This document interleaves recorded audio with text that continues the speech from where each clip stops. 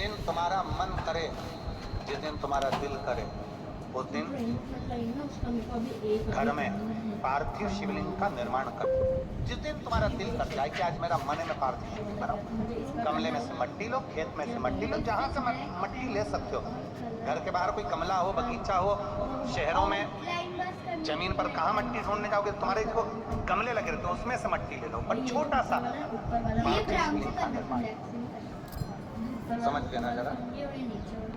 तुमने पार्थिव शिवलिंग बनाया, जलाधारी बनाई, पूजन कर लो जिस दिन तुम्हारा मन करे।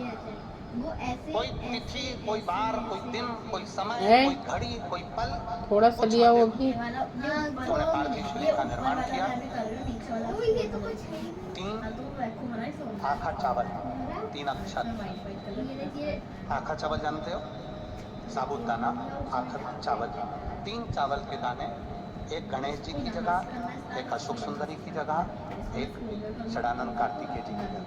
3 चावल, 3 दुर्वा, एक गणेश जी की जगह, एक अशोक सुंदरी की जगह, एक षडानंद कार्तिकेय जी।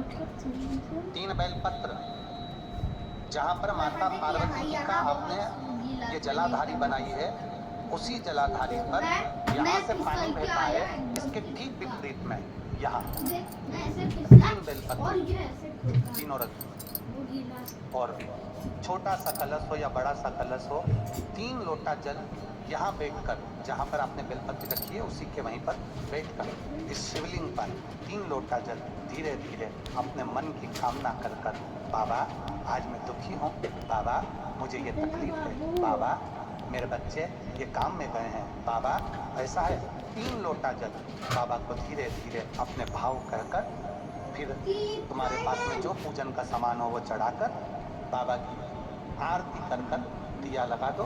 जब दिया ठंडा हो जाए उस शिवलिंग का विसर्जन कर दो।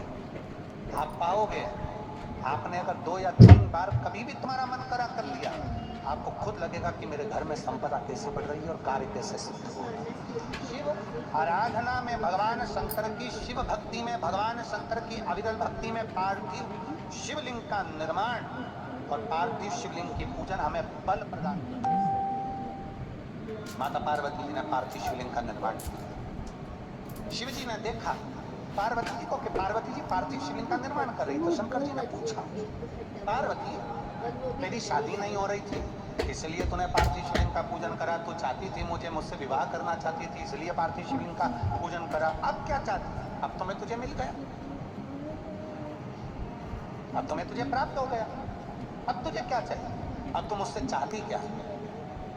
पार्वती जी ने हाथ जोड़कर भोलेनाथ जी से विनय करा, अब मुझे कुछ नहीं चाहिए, बस इतना चाहिए कि मैं कैलाश पर रहूं या शमशान में रहूं, जहां भी रहूं मेरे हृदय में कभी भी दुख ना हो, मैं प्रसन्न होकर अपनी जिंदगी को आपकी सेवा करते करते निकाल दूं।